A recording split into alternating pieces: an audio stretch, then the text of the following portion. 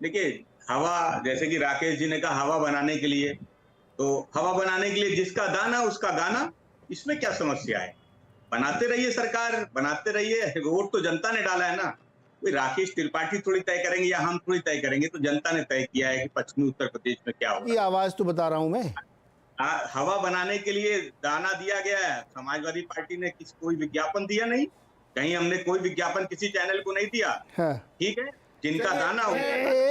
मैं बीच में थोड़ा रोक रहा हूं, माफी चाहूंगा क्योंकि कुछ और राज्यों की तस्वीर यहां पर आ गई। महाराष्ट्र का बहुत देर से जिक्र हो रहा था, तो चलिए महाराष्ट्र की 48 में से 48 सीटें यहां पर आपके सामने। महाराष्ट्र में एनडीए को 32 से 35 सीटें, वोट परसेंट भी साथ में है, वोट शेयर यहां पर 48%।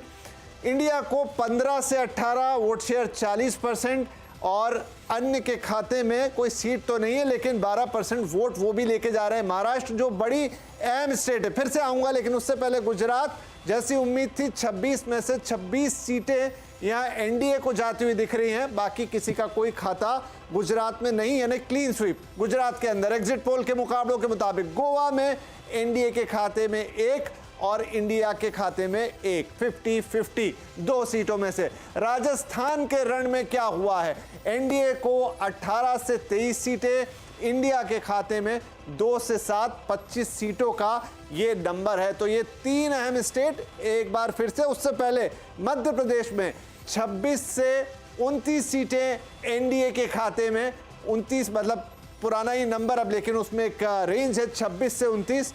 इंडिया गठबंधन को 3 सीटें तक मिल सकती हैं, लेकिन वो 0 से 3 है, ये याद रखिएगा, 0 से 3।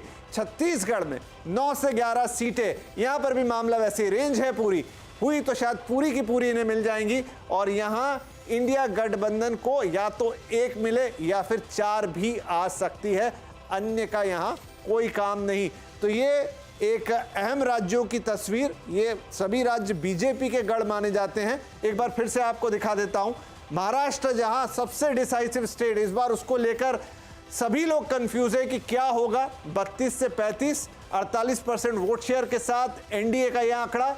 इंडिया गठबंधन 15 से 18, 40% वोट शेयर के साथ, और अन्य कोई खाता नहीं खोलेंगे लेकिन 12% वोट शेयर वो वहां लेते हुए नजर आएंगे। तो बातचीत हम महाराष्ट्र से ही शुरू कर देते हैं, फिर अलग अलग राज्यों पे जाएंगे। नीरज जी, बहुत देर से महाराष्ट्र का इंतजार था। महाराष्ट्र का इंतजार था, उस पर दुबई जी लेंगे, लेकिन फखरुल अपनी बात कंप्लीट करें। फखरुल को एक बात मैं सुनाना चाहता हूं, फखरुल के साथ देश भर के जितने भी नेता और नगरी लोग हैं। एग्जिट पोल में क्या माहौल हम बनाएंगे साहब? वोट पड़ रहा है क्या कहीं पे? क्या माहौल बना लेंगे? यार इस तरह की बातें मत करो फखरुल साहब, थोड़ा सा समझदारी वाली बातें करो। एग्जिट पोल कोई भी चैनल जो दिखा रहा है, सब कुछ होने के बाद दिखा रहा है, उसमें क्या माहौल बनेगा? क्या माहौल बनेगा बताओ आप मेरे को। अब आपका सवाल हो गया तो जवाब दूं, इतना क्यों परेशान हो? जवाब दीजिए। इतना क्यों परेशान हो रहे हैं? दाना डालना, ये सब जो लैंग्वेज आप लोग यूज करते हैं ना, ये फ्रस्ट्रेशन की लैंग्वेज दिखती है। चलिए बोलिए। आपने तो 2 सेकंड बोलने नहीं दिया, आप लोग इतना हमने बोलना शुरू किया। देखिए, सवाल ये है कि जो जमीनी हकीकत है वो इन आंकड़ों से बहुत दूर है। समाजवादी पार्टी ने अपना सर्वे कराया था, हमारे सर्वे में तो ये रिजल्ट सामने नहीं है जो आपके हैं। बड़ी मेहनत आपने भी की इन सर्वों को करने में, बड़ी मेहनत हमने भी की है, और बड़ा सैंपल हमारा भी है। जो समाजवादी पार्टी ने एजेंसी से कराया वो भी सैंपल बड़ा है। आपका पता नहीं कितना बड़ा सैंपल है, लेकिन समाजवादी पार्टी ने जो सर्वे कराया है उसका सैंपल बहुत बड़ा है। और हमारे जो आंकड़े हैं जो समाजवादी पार्टी देख रही है, हम 2004 के अपना जो 39 सीटें जीती थी उनसे कहीं आगे निकल रहे हैं। तो ठीक है, आपके ये आंकड़े हैं, आपके चैनल ने सर्वे किया वो अलग है, समाजवादी पार्टी ने जो सर्वे कराया अलग है। तो हमें भरोसा है जनता पे कि 4 जून को जब परिणाम आएगा। फखरुल, आपके नंबर जो है वो है, उसमें मैं कोई कमेंट नहीं कर सकता। आप मेरे नंबर से 100% डिसएग्री हो सकते हैं कि मैं नहीं मानता, मेरे को लगता है कि हम 80 सीटें जीतेंगे, अखिलेश जी कह भी रहे हैं, मेरे को इस पर आपत्ति नहीं है। लेकिन जब आप ये कहते हैं कि दाना डाल रहा है, माहौल बन रहा है, तो मैंने कहा तथ्यात्मक रूप से आप सोच के देखिए, आपके नेता या कोई भी सोच के देखे कि इस समय माहौल बना कि मैं क्या कर लूंगा, 1 वोट दिला सकता हूं क्या मैं किसी को? तो इसलिए बात करते समय थोड़ा सा दिमाग लगाइए। आप इससे डिसएग्री कर सकते हैं, लेकिन इस टाइप की लैंग्वेज मुझे बिल्कुल नहीं पसंद है। कोई भी बोले कि आप माहौल बनाने के लिए कर रहे हैं, मैंने माहौल बनाने के लिए ये नहीं किया। माहौल कैसे बनेगा वो हम लोग भी जानते हैं कि कौन अब नहीं बन सकता ना माहौल। कैसे दबाव चुनाव बनाया होने के जाता बाद माहौल नहीं बनता है वो। आप पहले कहते तो एक बार आदमी सुन भी लेता कि चलो माहौल बनाने के लिए ये नंबर आप दिखा रहे हो। अभी सब कुछ हो चुका है। अभी रुको जरा, आनंद दुबे ये बात चलते हैं। आनंद दुबे जी, माहौल आप भी बना रहे हैं सर, इतनी देर से माहौल बना रहे थे। हमारा एग्जिट पोल आपके माहौल से सहमत नहीं है। दिखाओ स्क्रीन पे, दिखाओ महाराष्ट्र का नंबर। जी नीरज जी, हो सकता है कि हम आपके एग्जिट पोल से सहमत ना हो, लेकिन फिर भी हम आपके एग्जिट पोल पर कोई प्रश्न चिन्ह नहीं लगाएंगे, क्योंकि देखिए आपने जो 48% वोट बैंक एनडीए को महायुति को दिखाया महाराष्ट्र में, वहां जरूर कोई न कोई गलती हुई है, क्योंकि पिछली बार 2019 में बीजेपी के पास अपना स्वयं का 27% वोट बैंक था, लेकिन 5 सालों में उसमें भी कमी आई है।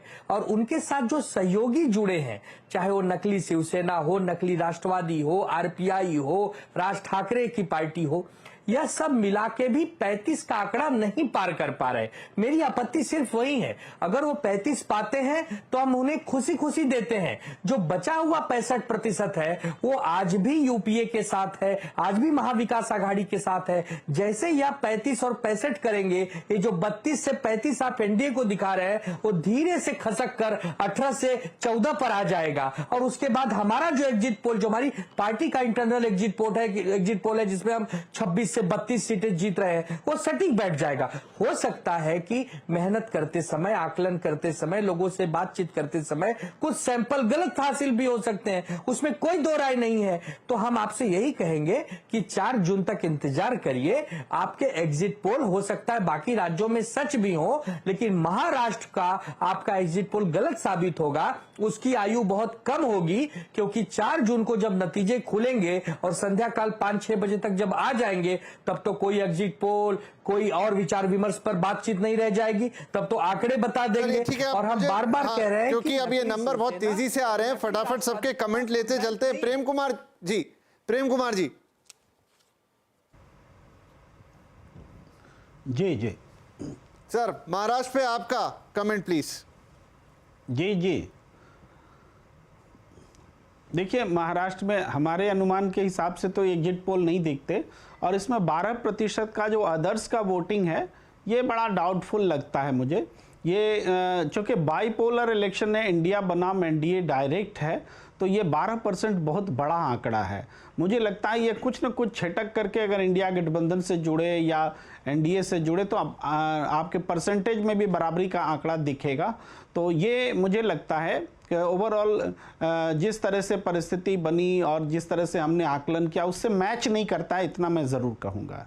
जी चलिए, तो बड़े नंबर्स आ गए। यहाँ पर एक छोटा सा ब्रेक हमें लेना होगा, और लगातार ये नंबर्स आ रहे हैं। थोड़ी देर में पूरे देश की तस्वीर सामने होगी। एक छोटा ब्रेक ले रहे हैं, क्विक ब्रेक, और उसके बाद एग्जिट पोल जारी रहेगा।